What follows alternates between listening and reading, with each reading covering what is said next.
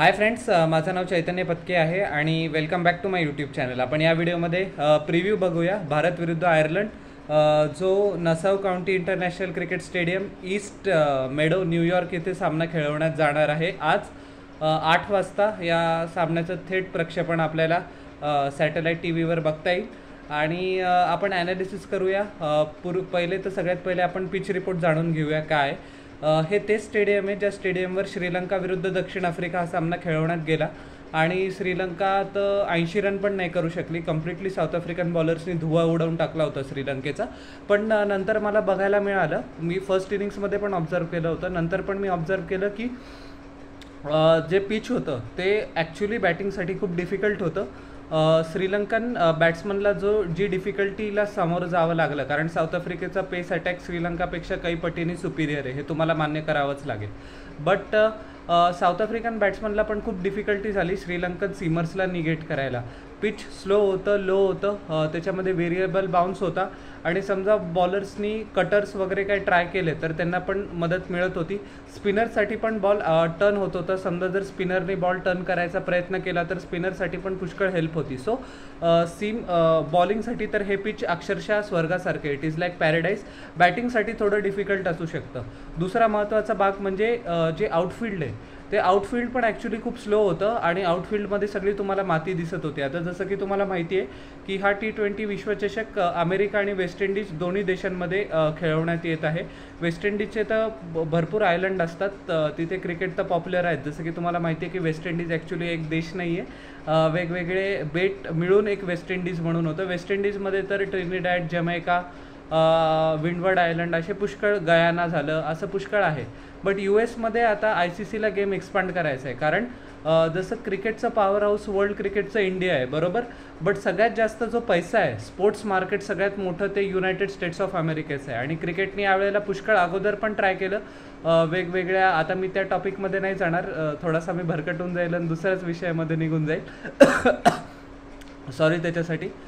But पुष्कळ वेळेला क्रिकेटला त्याचं म्हणजे पाय एकदम रोवून तग धरता आलं नाही आहे युनायटेड स्टेट्समध्ये. सो ICCचा हाच प्रश्न आहे, हाच म्हणजे त्यांचं आहे की गेम एक्सपांड होईल आणि मेजर लीग क्रिकेट पण तिथे सुरू झालं आहे. ऑफकोर्स इंडियन इन्व्हेस्टर, इंडियन ओरिजिनचे मेन इन्व्हेस्टर आहे, ते त्या लीगला बॅक करत आहे. सो ICCचा असाच हेतू आहे की पैसा जास्त यावा गेममध्ये आणि युनायटेड स्टेट्समध्ये क्रिकेटने फुटप्रिंट हे करावं. म्हणून मागच्या 3 महिन्यामध्येच हे ग्राउंड ॲक्च्युली झालेलं आहे.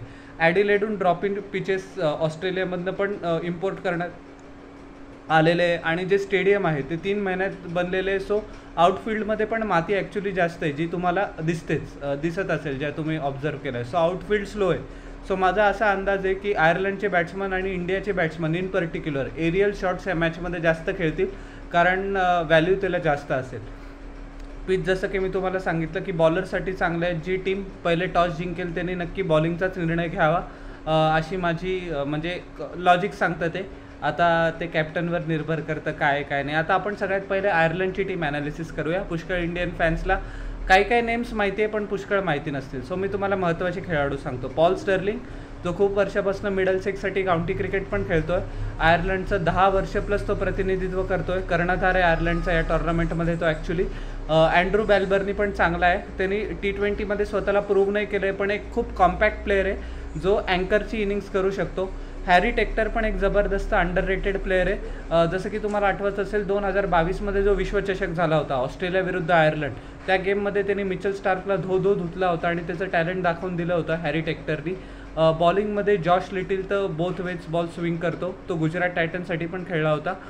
मार्क आडेर पण खूप चांगला ऑप्शन आहे. गॅरेट डेलेनी एक लेग स्पिनिंग ऑलराऊंडर खूप मस्त आहे. जॉश डॉकरेल जो ॲक्च्युली आता 13-14 वर्षापासून आयर्लंडसाठी खेळतो आहे. त्यांनी स्वतःला तो कॉन्स्टंटली रिइन्व्हेंट करत असतो. तो लेफ्ट आर्म स्लोअर बॉलर पण आहे, but lower down the order पण त्याची हिटिंग खूप चांगल्या पद्धतीची. सो हे काय महत्त्वाचे प्लेयर्स आहे आयर्लंडच्या दृष्टिकोनातनं. आता आपण आपल्या लाडक्या टीम इंडियाबद्दल बोलूया. रोहित शर्मा आणि विराट कोहली ओपन करणार आहे. यशस्वी जयस्वालला आय थिंक ते बाहेर बसवतील. नंबर 3ला सूर्यकुमार यादव येईल. हार्दिक पांड्या असणार आहे प्लेइंग 11मध्ये, नो डाऊट अबाउट इट. आता हे बघणं औत्सुक्याचं ठरेल की आपण 3 स्पिनर्ससोबत जातो का 4 स्पिनर्ससोबत जातो. फास्ट बॉलिंग ऑप्शन तर आपले 2 आहे, अर्शदीप सिंग एक आहे, जसप्रीत बुमराह आहे. हार्दिक पांड्या पण तुम्हाला टेम्पलेट प्रोव्हाइड करेल.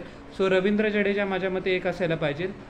कुलच्यापैकी दोघांपैकी एक खेळतील, कुलदीप यादव आणि युजवेंद्र चहल, आणि ते अक्षर पटेल सोबत जातील का शिवम दुबे सोबत जातील हे पण आपल्याला जरासं बघावं लागेल. So all in all I think pitch slow आणि लोअर साईडला जो स्पिनर्सचा आपल्या बोलबाला असणारच आहे.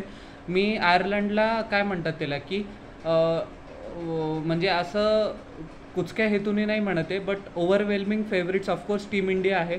आणि आयर्लंडला त्यांच्या क्रिकेट इतिहासातला बेस्ट गेम खेळायला लागेल समजा जर त्यांना उलटफेर करायचा टक्का पण काही चान्स असेल तर. So India is the favourites आणि होपफुली आपण चांगलं कॉम्बिनेशन सेट करूया.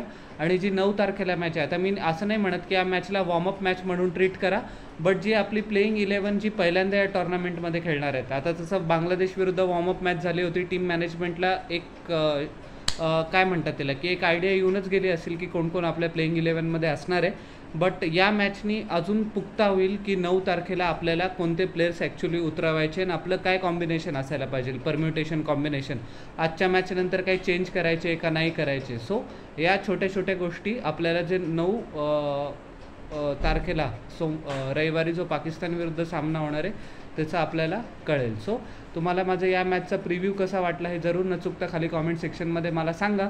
आणि माझ्या यूट्यूब चॅनलला लाईक, शेअर आणि सबस्क्राईब करा आणि बेल आयकॉन प्रेस करा पुढच्या नोटिफिकेशनसाठी. भेटूया नेक्स्ट व्हिडिओमध्ये. Till then everyone, bye.